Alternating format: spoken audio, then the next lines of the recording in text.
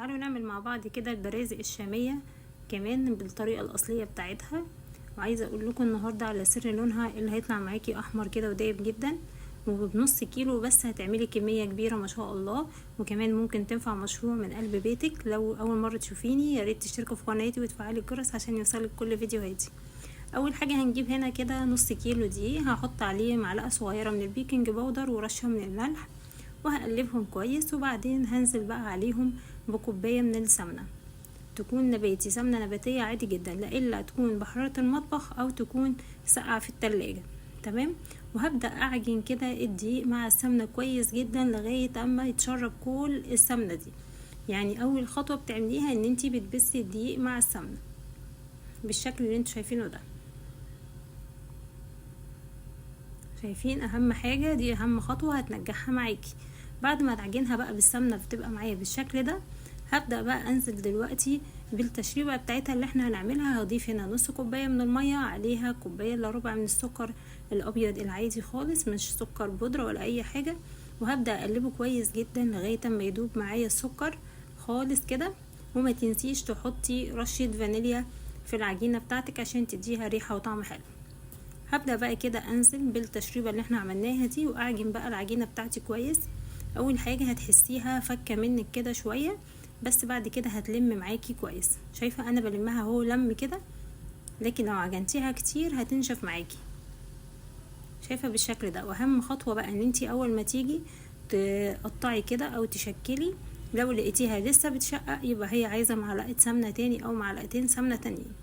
هبدأ بقى اشكلها بالشكل اللي انتوا شايفينه ده كده. اقطعها طبعا كرات متساوية او احجام متساوية علشان تطلع معايا كمية كبيرة.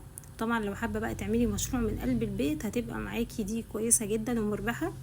شايفة كده؟ خلاص ظبطت معايا. هبدأ بقى هنا اجيب السمسم المحمص وتنقيه كويس عشان ميبقاش فيه اي حاجة. هنزل عليه بقى كده بنص كوباية من الشربات او العسل او السيرم، ممكن كمان عسل ابيض، ممكن عسل اسود عادي جدا، ممكن كمان حبة سكر وتحطي عليهم شوية مية، يعني كل حاجة متاحة بالنسبة لك. بس طبعا العسل الابيض او الاسود او الشربات بيديها اللون الاحمر اللي احنا شفناه كده اول الفيديو. وكل كمان ما تخليها في الفرن تحمر اكتر معاكي كل ما هتبقى احلى واحلى. شايفين؟ هنقلبهم بقى كويس جدا لغايه ما تحسي ان خلاص كده حبات السمسم اتشربت وفرفتت معاكي كده، ما مسكتش في بعض، يبقى كده تمام معايا مظبوطه. هاخد بقى الكرات بتاعتي كده واحطها في قلب السمسم بالسيرم ده او بالعسل، وبعدين هشيلها احطها بقى على كيس ثلاجة علشان يبقى سهل معايا الفرد، او ممكن كمان في الصينية على طول وتفرديها في قلب الصينية اللي انت تستخدميها. هبدأ بقى اضغط عليها كده كويس من فوق الكيس علشان عايزاها تتفرد رفيع جدا. شايفين؟ طبعا احنا مش بنحط خميرة فورية، هي في ناس بيحطوا خميرة فورية بس احنا مش عايزينها تخمر معانا، احنا عايزينها تدوب بس وتبقى سمك رفيع بالشكل اللي انتوا شايفينه ده.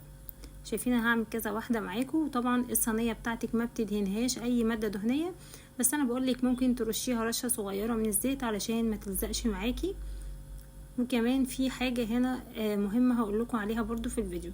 شايفين كده؟ بعد ما شكلتها طبعا هندخلها الفرن على درجة حرارة 180 على رف اوسط، وهي بقى هتحمر من فوق ومن تحت وهتطلع بالشكل والجمال اللي انتوا شايفينه ده.